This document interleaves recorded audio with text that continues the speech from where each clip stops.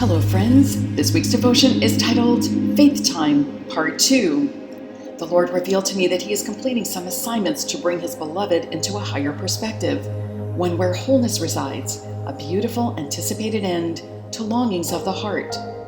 The image He gave to me was of a choir director bringing a choir to the close of an impactful song, where the glorious power of harmony comes to a punctuated end to position us anew.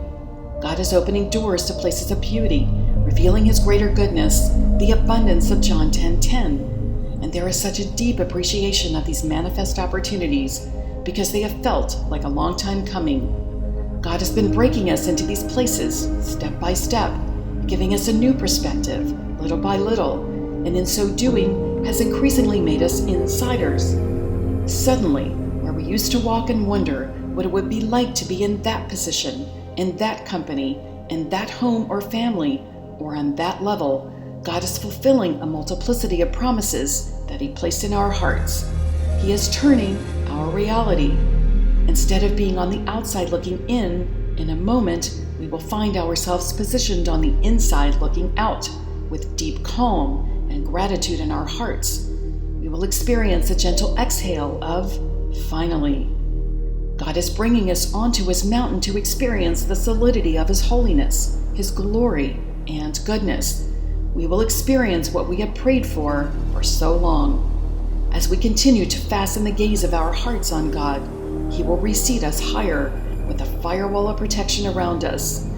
Zechariah 2:5 says, "And I will be to her a wall of fire all around, declares the Lord, and I will be the glory in her midst." Psalm 91 verses 9 and 10 in the Message version says, "Yes, because God, your refuge, the high God, your very own home, evil can't get close to you, harm can't get through the door." So friends, in God bringing us up higher, things that used to pull us down will not even face us. They will simply become a non-issue. Drive-bys intended to harm will turn into bypasses as evil is turned away.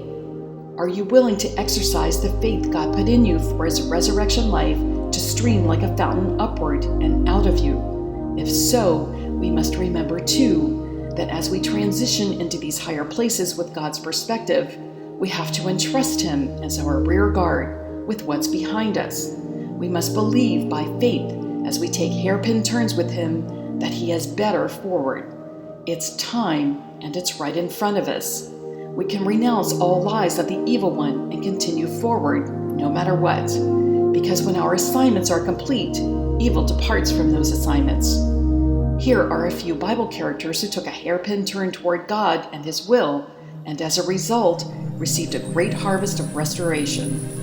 Ruth and Naomi, who returned to Naomi's beloved Bethlehem, and God received the security of a new husband and a new son respectively. Elijah, who sought God on Mount Horeb when he was greatly troubled, heard from God, then returned the way he came with a fresh victory strategy and 3 new assignments from God that were destined for victorious outcomes.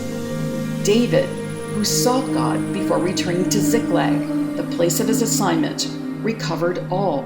Then immediately afterward, when he shared his plunder generously, the evil assignment against him through Saul canceled out. Notice, in each of these Bible characters' lives, their livelihoods were threatened, but they were led by the Lord into exponential new life, and they became conduits of new life for others. Each of these Bible characters chose to seek God and a path of victory. Life didn't end in tragedy, even though the enemy of their souls would have them believe otherwise. They kept going until they received their manifest victory. They were surrounded by large and wide open doorways of opportunity. They had to make pivotal decisions in a moment that would set their course higher in resurrection life. This should encourage us to make room for God's truth and grace when making life-impacting decisions. He will be faithful. Everywhere God leads us, we can walk on higher ground because of the higher level of holiness God has brought us into by His Spirit and by His dominant strength over His promises to us. The way these Bible characters got there was to turn to God first, to seek and know His will for themselves and their circumstances. then walk it out. Their steps for a victorious outcome can be summarized like this. Number 1, seek God. Receive His strategy. Take the path of victory by obediently walking out your assignment His way until it's complete. Number 2, when the fiercest part of the battle is over, do the right thing and share your plunder blessings with others, despite opposition. Number 3, the attacks that come against you will be canceled out when your assignment is completed in victory. In other words, the stronghold against you and your assignment will be broken. So no matter what, don't stop until you cross the finish line.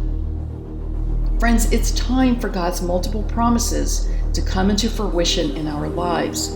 And not just one promise, but many over time, especially in the next 5 to 6 years.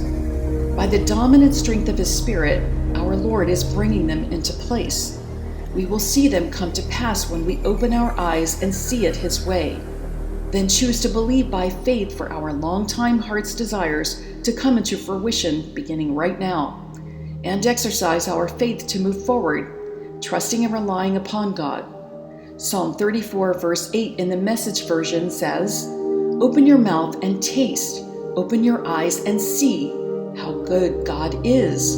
Blessed are you who run to Him." Friends, let us taste and see and come to know that God is better than we've ever known. It's time to receive God's priority and perspective that He has waited patiently for us to grow into. So if you're willing, look up to seek His heart and face. See heaven above earthly things, even above the practical things He used to help build you so far along the way. Receive Him as the true revealer of mysteries that fortifies you. Praise Him for His rich mercy and patience, which He has also gifted to you as the fruit of His Spirit. He is wonderful, awesome God. Lord, thank You for changing our perspective to see more of You and Your goodness in our lives. Enable us to receive all You have for us as we trust in You. In Jesus' name, amen.